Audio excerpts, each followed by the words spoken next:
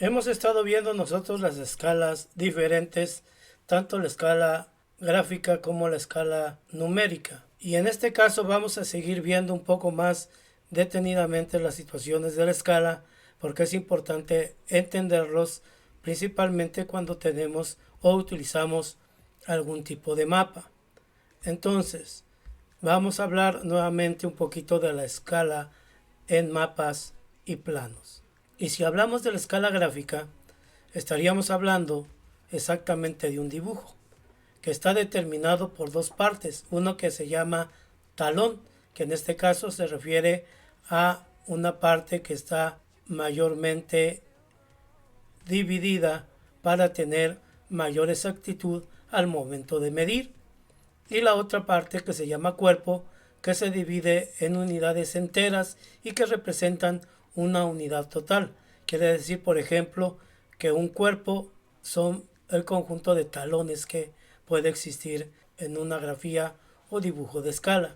En este caso, un cuerpo tiene la medida de 1 centímetro y el talón se divide de acuerdo a ese centímetro.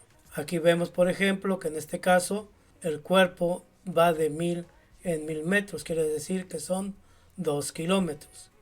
Al igual entonces vemos la división del talón, que son de 500 en 500 para dar exactamente 1 kilómetro a través de un solo centímetro.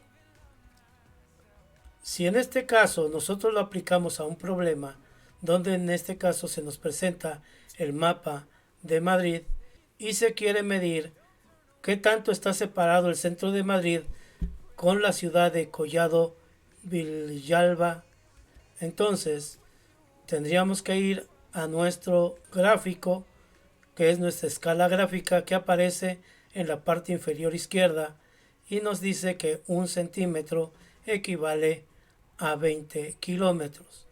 Entonces dos tramos serán 40 kilómetros.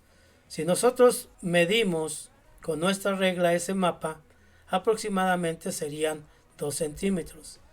Entonces la pregunta que aparece ahí nos aparecen 4 opciones y la correcta entonces sería que estaríamos hablando que entre la ciudad de Madrid y Collado hay nada menos que 40 kilómetros aproximadamente, y la opción sería la opción número 3, la que en este caso tendríamos que subrayar. Si vamos entonces a ver la escala numérica, estaríamos hablando de esa escala donde está dividida por dos puntos. De los dos puntos a la izquierda se refiere a la distancia que está en nuestro papel, en nuestro mapa, y el número que está a la derecha de los dos puntos estaríamos hablando de la distancia real del terreno. Si esto entonces lo aplicamos a un ejercicio, nos vendría por ejemplo la siguiente pregunta: ¿qué distancia real medida en kilómetros hay entre dos ciudades que están separados por 40 centímetros? Si vemos nuestra escala, dice de 1 centímetro a 500.000. Quiere decir que 1 centímetro equivale a 500.000 centímetros. Por lo tanto, 500.000 centímetros me da un total de 5.000 metros. Y 5.000 metros serían 5 kilómetros. Por lo tanto, 40 centímetros yo lo tendría que multiplicar por 5 y me daría un total de 200. Quiere decir que la distancia entre las dos ciudades es de 200 kilómetros. Vamos a ver otro ejemplo. ¿A cuántos kilómetros corresponde 15 centímetros en un mapa? En una escala de 1 centímetro a 50.000. Quiere decir entonces que 1 centímetro equivale a 50.000 centímetros. Por lo tanto, son 500 metros.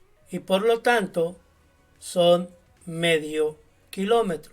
Quiere decir que cada centímetro va a equivaler a 0.5 kilómetros. Entonces, si yo tengo 15 centímetros, lo tendré que multiplicar por 0.5, dándome un total de 7.5 kilómetros de distancia.